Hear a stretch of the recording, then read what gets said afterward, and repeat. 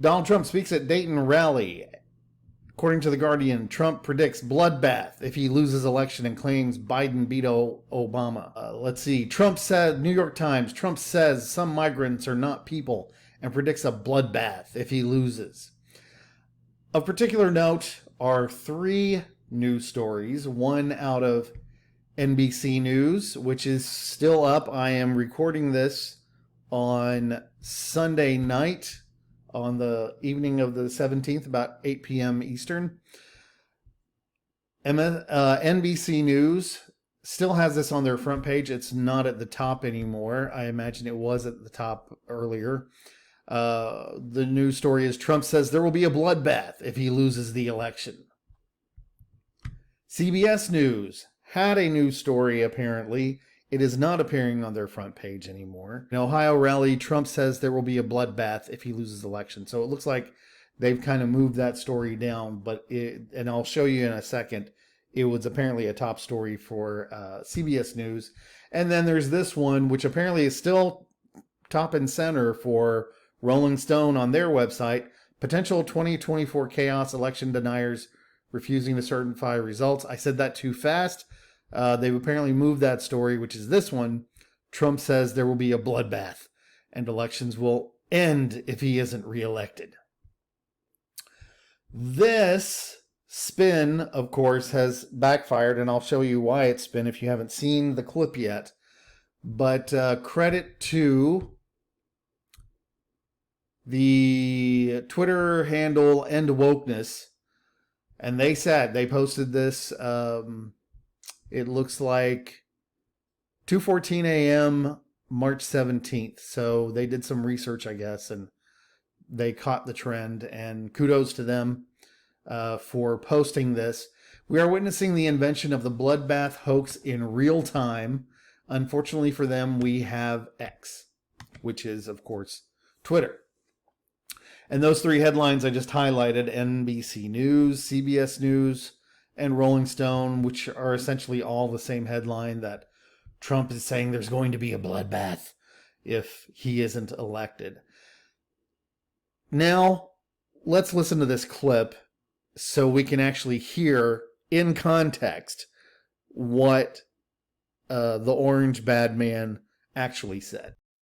Mexico has taken, over a period of 30 years, 34% of the automobile manufacturing business in our country. Think of it, went to Mexico. China now is building a couple of massive plants where they're going to build the cars in Mexico and they think that they're going to sell those cars into the United States. If I can just chime in for a second, and this is sort of a side note. As far as the automobile production business being shipped to Mexico, that didn't just happen, okay? That took some work from the U.S. government to let that happen. And if I'm correct, and feel free to correct me in the comments if I'm wrong, but if I'm correct, a lot of that involved in not just shipping automotive industry to Mexico and to other parts of the world, but American manufacturing abroad. This has been going on for decades. This really was facilitated in part by the U.S. government, the Congress, the presidents,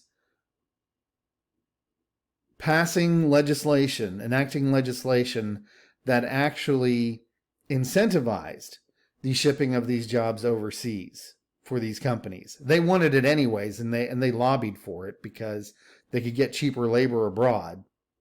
It's a whole nother subject. But it didn't just happen, and it wasn't just one party. I'm sorry, whatever side you're on. If you've been voting anytime in the last 50 years, both parties have been involved in this. Anyhow, I digress.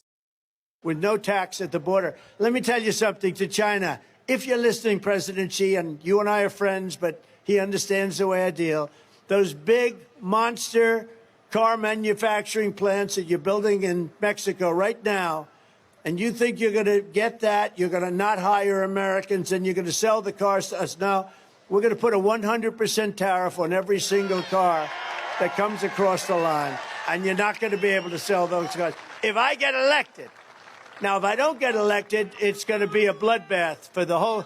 That's going to be the least of it. It's going to be a bloodbath for the country. That'll be the least of it. But they're not going to sell those cars. They're building massive factories. A friend of mine.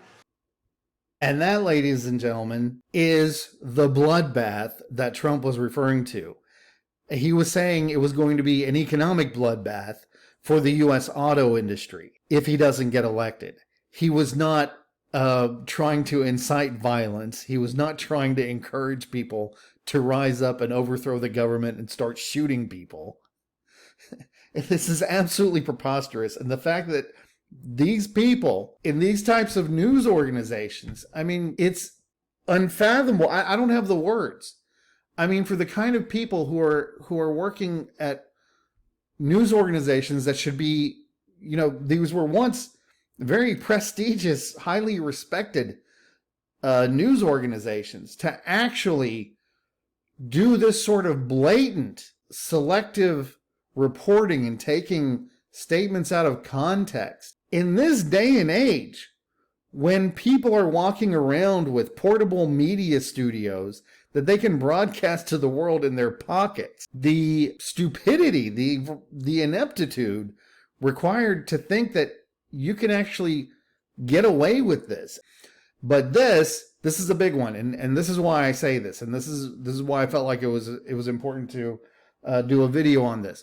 42.4 million views on this post by End Wokeness on X. 42 million. I guarantee you that none of these outlets, Rolling Stone, CBS, NBC News, these other ones, the New York Times, the Guardian, combined, I doubt that they still have 42.4 million views combined on their news story. This is egg on their face. This is the bloodbath.